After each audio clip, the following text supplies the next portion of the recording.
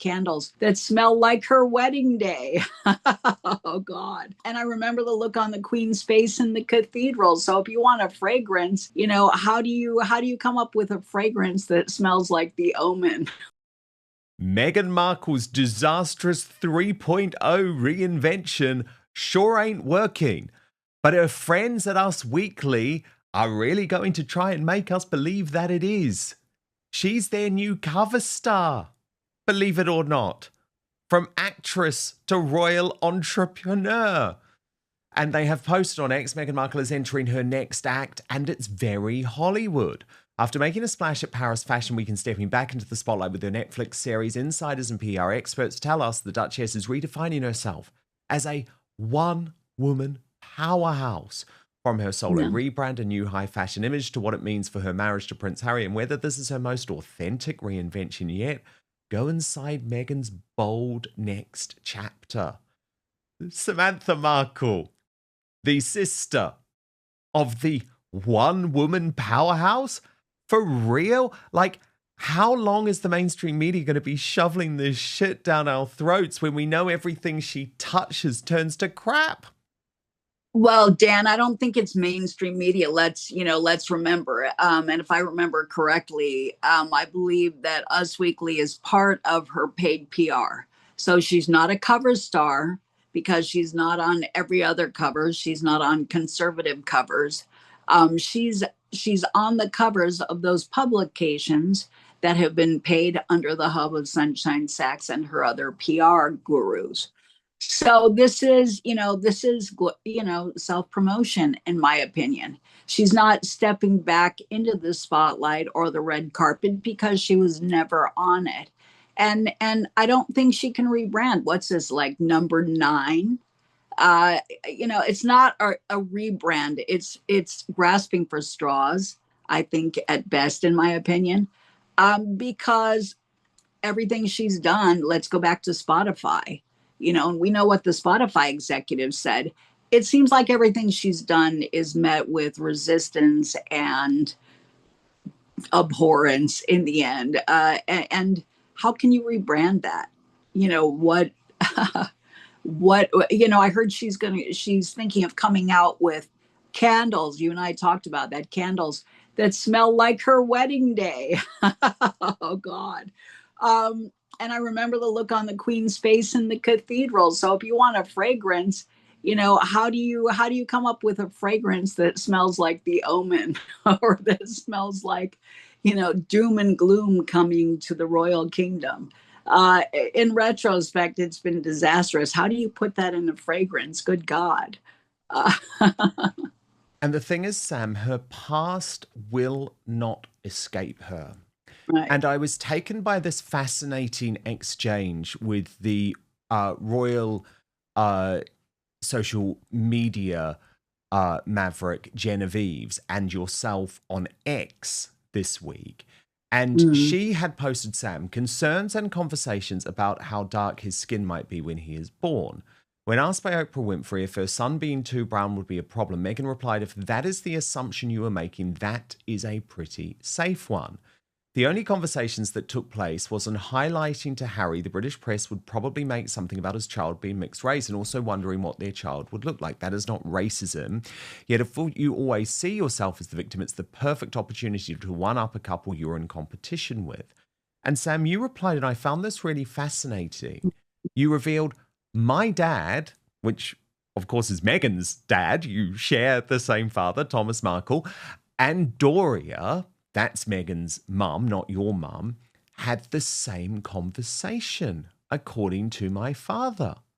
It's very natural because you Well, want to yeah. envisage a child in your life and your holidays. You wonder if I had a little curly hair, brown eyes, blue eyes, if he or she will look more like father or mother or other relatives. You envisage their future life with you, and you have to have an idea of what they look like to do that. Lol, people are so stupid. Skin color has a lot to do with what you look like, and it has nothing to do with being racist, folks. People need to get over it and stop pulling the race card to advance whatever their agendas are. And I thought, that's so Mhm. interesting, Sam, that Meghan's own father had the so-called racist conversation that Meghan accused Charles and Catherine of. And I admit, I was curious too, because when there's a baby coming in the household, we were excited about it. You start imagining playing peekaboo around the corner and, carrying them around on your shoulders or eating blueberries in the kitchen. And you can't do that. You can't plan holidays and envision them in your lives without wondering what they look like. Their skin can't be colorless. You're wondering who this new person is in your family. It's very natural. And I think it's crazy that at any point, anybody, including my sister on Oprah, would make something so beautiful and normal an issue. And it started a racial firestorm that was dangerous, that was unnecessary. It took something really normal. And I think it was used to spin a narrative, to create social division, to deflect from a lot of things, and to attack the royals. I applaud the royals for being normal and wondering what this child would look like. So shame on Harry and Meghan for desecrating that beautiful normal thing. Really, Totally. it was weird. And Sam, would Meghan have been aware? I mean, I know obviously not before she was born for very obvious reasons, but later in life, as she grew up, would she have been aware that those types of conversations would have taken place? Within the Markle family, I mean. No, I mean, things were so normal in the family. Los Angeles was very eclectic. There were never skin color conversations. Meghan's skin is as fair as mine, but even if it had been darker, we loved her. It wouldn't have changed anything. She fit in very well at school. At her school, the girls came from all walks of life, ethnicities, religions. A lot of diversity. So I think so many years later, to try and turn it into an issue was to facilitate some sort of agenda, in my opinion, because that was never an issue. So, Sam, at the time, lots of people said that Meghan would refer to herself as being Caucasian anyway, right? When she started her acting career, for example. So did she ever even refer to herself? Do you see the point that I'm making? I mean, it's my observation and opinion that she aligned more with being Caucasian, evidenced by not hanging out with um, ethnic sorority girls, black sorority girls, not dating any black men. I mean, it seemed as though that's where she saw herself. But a couple of times she did complain to me that when she went on castings, they would say, "Oh, you're not black enough," or "Oh, you're not white enough." So, I mean, I don't really understand why she would say that, because I personally, if I were casting, I don't think she looks ethnic. In fact, a couple of people told my dad, at ABC, in his circles, I didn't know her mom was black, because you can't tell. There are a lot of women who are fair skinned, medium complected, who have dark hair. And so, especially in LA, you don't really think ethnicity. And from a casting perspective, I would cast her as Caucasian or Latino or, light skinned African American. I think she could go anyway. And I think that was an advantage. So I never heard her complain about it until I saw the royal issues, the race card being played. Yeah, and she even admitted herself, didn't she, right. in the Netflix reality series? Oh, well, it was actually only once I got into the royal family and started thinking about race that all of a sudden I realized that there's been so much racism against me. Okay, let's talk about this rebrand, Sam, because what is so sick is that her people are leaking to Us Weekly. This is all about going solo. Really grim, actually. So this is the headline. inside Meghan Markle's very conscious solo rebrand and how Prince Harry feels about it. Exclusive. Meghan Markle made quite a splash at her very first Paris Fashion Week appearance in early October, looking chic in a silky white top with matching trousers and a dramatic cape. The Duchess of Sussex sat front row at Balenciaga's Spring-Summer 2026 runway show and mingled with members of the fashion elite. So, okay, we've got a bit of preamble showing these people are very much on side with Meghan. And an insider tells Us Weekly, and this will be an insider from Camp Meghan, because of course Camp Meghan is close to Dan Wakeford, the editor of Us Weekly. Meghan was excited for her Paris Fashion Week debut. She was looking forward to the moment. It's a big statement about where she's headed. I mean, the cringeworthiness of this though, Sam. Over on the girl boss front, she spoke at Fortune's Most Powerful Women's Summit, which of course was a total disaster, and she attended a vegan dinner party thrown by the buzzy British entrepreneur, Emma Grede. Meghan didn't just want to stay put in Montecito and now has more time to do other things, says a second insider. She wants to get out there, reach out to people, and work on her relationships. So this is interesting, isn't it, Sam? Because for a long time we were told she only wanted to be in Montecito. You know, she wanted to be a hands-on mother. Didn't she, Sam? She wanted to make sure that she would be able to go home between all of her work commitments. Well, that's out the window as part of this rebrand. Doctor who isn't just parroting big pharma talking points, practically impossible these days.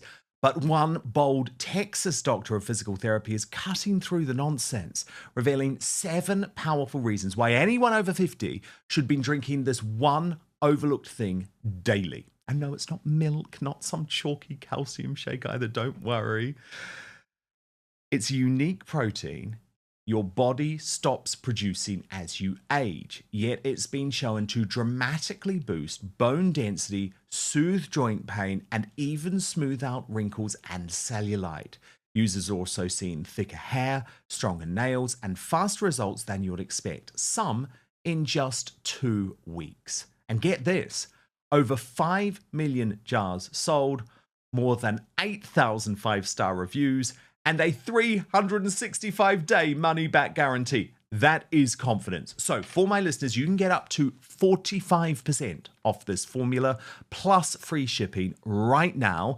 Just head to trynativepath.com/outspoken. We have a food industry that knows nothing about health and a health industry that knows nothing about food, right? And once you really understand that, you can see why we're in the problems that we are. We watch TV and they're feeding us all these foods that are refined and processed and get us sick.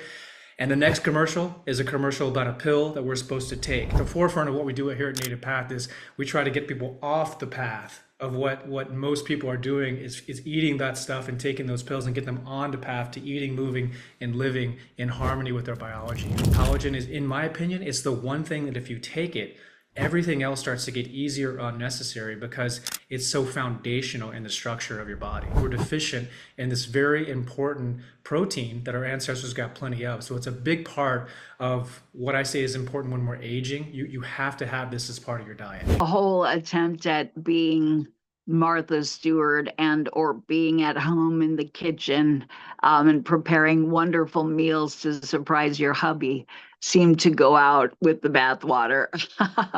And again, I think she's grasping for straws. In my opinion, she's not a fashion icon. Maybe she's always, fantasized about that or whatever, and she's made some new friends. But that doesn't make her all of a sudden a Jiffy Pop fashion icon. She's never designed anything. She's not a runway model. She's not tall enough to be a runway model.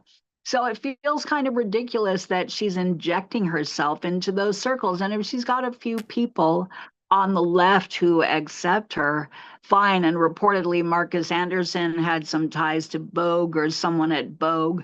So there's some influence there trying to give her some elbow room, but I don't think it's really going to fly. And certainly not after the Balenciaga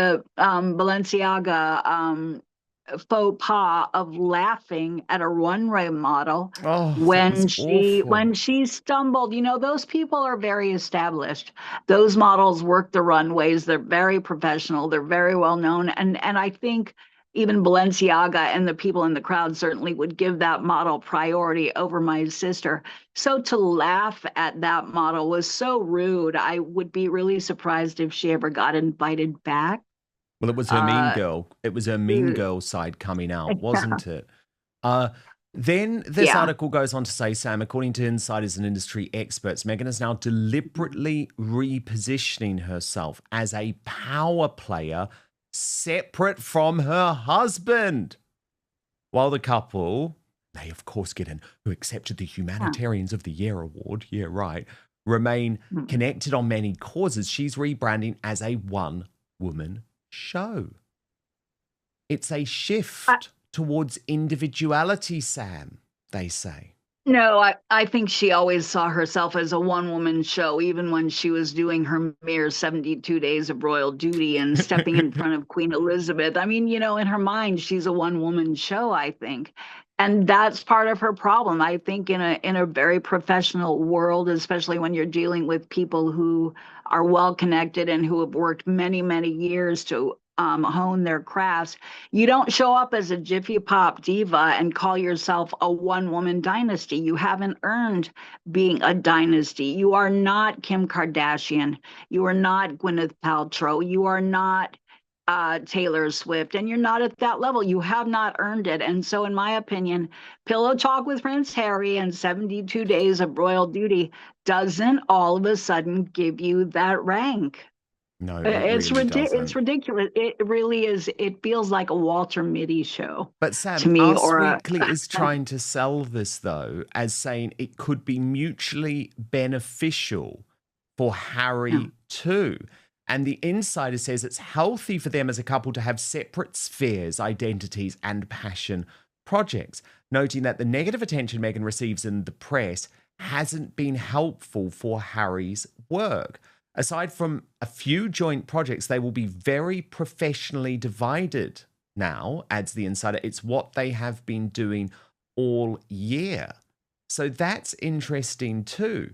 Then the second insider says Meghan has Harry's full support.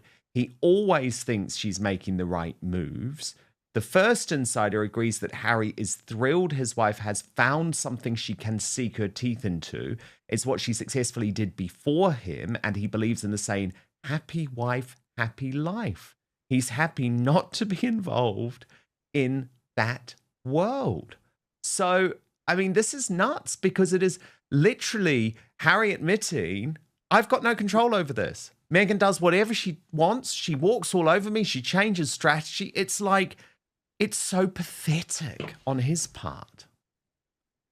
So do you think this feels like a cover-up? Do you think this is a cover-up and a paid PR preparation for them divorcing? It's like, let's start making it look like, we're supportive of going our separate ways and doing our own thing. When before she was leading him around by the back, she had her claws on him all the time. Yeah. We all saw that. Well, I think this is Meghan forcing yeah. Harry to pretend that he's okay with this when I don't believe he is okay with this, because this is all coming from Meghan's side.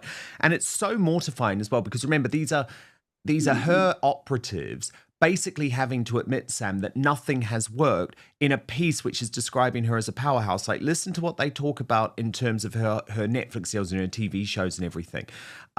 They say a source tells us that there have been no talks of a season 3 of With Love Meghan on Netflix. Surprise, surprise. And that the show is done. The source also notes that while the Sussexes do have the first look deal, right now, there are no plans in place for anything creative upcoming, but the conversations are ongoing and fluid. So, Sam, I mean, this is finally a full-on admission that this is just, it's a complete disaster zone.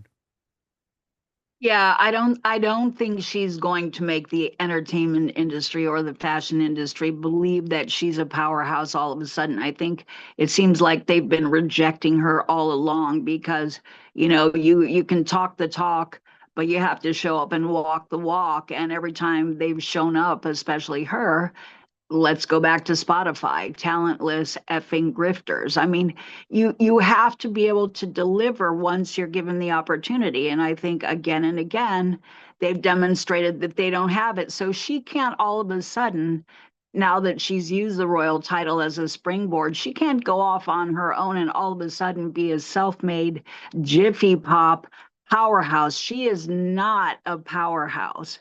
I don't know anybody who considers her as a powerhouse. No. Well, what But I think is, that's her PR. yeah, I think what this is though, Sam, and it's so tragic. Actually, it's so pathetic. She's just using Us Weekly to try and get more work because she's so desperate. Because listen to the final quote from the person close to Meghan, or probably Meghan herself. This has been a very conscious move. Meghan is opening herself to the universe of brands and marketing, signaling to the world, I'm open for business and ready to make money.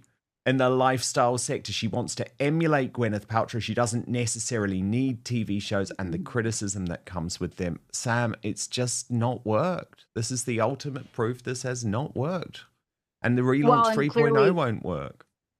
No, and she's clearly, I mean, I think even people on Shark Tank, Lori Grenier, you don't do your market research. You're not aware of what's going on. And for that reason, I'm out. She, to market in this economy and everything that's going on in the world, given that she is not a powerhouse and doesn't have the prestige to push a $64 candle or jar of honey, is ridiculous. Nobody's going to buy that because they're amazing products for half that price and less. And there are other people who are cornering the market. So I don't really think she knows what she's doing. I think it's kind of a pipe dream. If I had millions of dollars, I wouldn't pay $64 for her little candle. Hell no. And if you buy that for me as my Christmas present, Sam, we're done.